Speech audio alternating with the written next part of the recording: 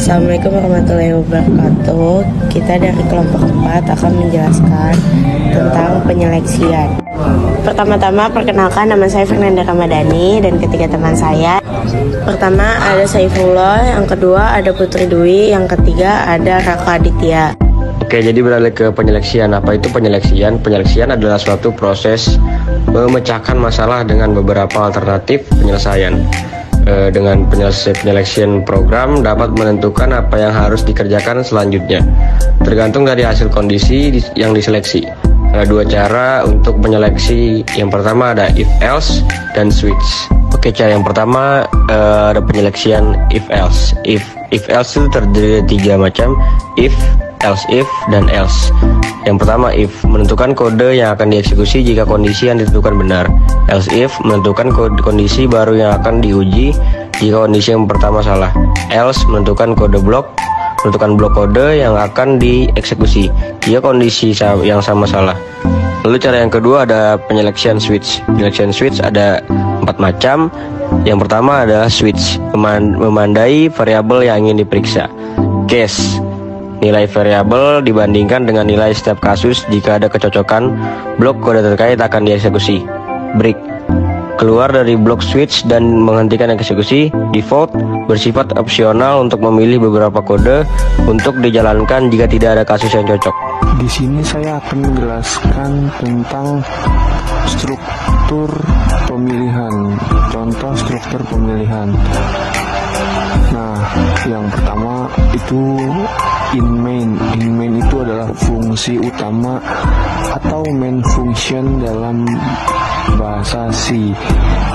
Terus di bawahnya atau yang kedua itu memasukkan variabel dengan cara mengetik in pilih.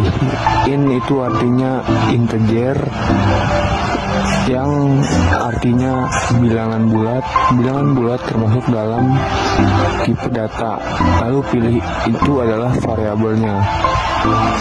Lalu printf itu artinya mencetak. Kita bisa mencetak apa saja huruf atau kata yang ingin dicetak dalam printf ini. Lalu sini saya menggunakan contoh kata kuliah atau kerja. Scanf gunakan untuk memunculkan kata yang telah kita ketik tadi. Nah, struktur pemilihan yang pertama itu ada if else. Fungsi if else ini artinya jika. Else itu selain ya. If pilih sama dengan 1. Jika kalian memilih angka 1, maka printf untuk mencetak kata, maka yang muncul adalah Anda memilih kuliah. Else if, jika selain Anda memilih 2, maka yang muncul adalah Anda memilih kerja. Else selain Anda memilih 1 dan 2, maka yang muncul adalah Anda tidak memilih keduanya. Yang kedua ada switch.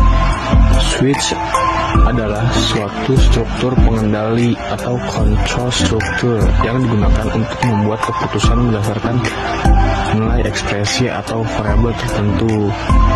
Switch biasanya digunakan untuk mengendalikan alur program. Di sini saya membuat contoh switch pilih. Case 1 itu artinya jika Anda memilih 1, maka yang muncul Anda memilih kuliah. Break untuk menghentikan eksekusi dari case. Lalu sini ada case 2, jika Anda memilih angka 2, maka yang muncul Anda memilih kerja. Default itu selain dari angka 1 dan 2, selain Anda memilih 1 dan 2, maka yang muncul itu Anda tidak memilih. Sekian dari saya, terima kasih. Penutup, izinkan saya memberikan sedikit kutipan berharga untuk diingat teman-teman semua. Albert Einstein pernah berkata, cobalah untuk tidak menjadi orang yang sukses, melainkan menjadi orang yang bernilai. Terima kasih sudah mendengar. Akhir kata, wassalamualaikum warahmatullahi wabarakatuh.